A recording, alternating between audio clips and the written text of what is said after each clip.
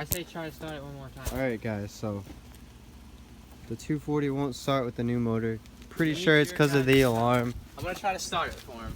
Yeah, Ready? We'll try and give it a little start. Turn the key. Wait. Once you turn the key, the alarm goes off. It has a Viper like 5002 alarm. I don't know what else could happen, but here we go. We're gonna give it a little start. It's got spark.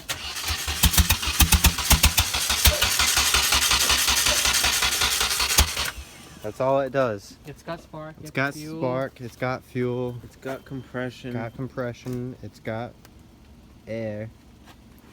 Got everything else it needs. Starter fluid doesn't start it. Starter fluid, it just does like what you just saw, but faster.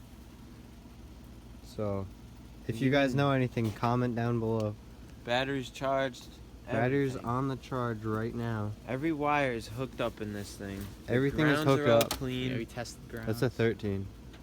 Dude, this wire is loose.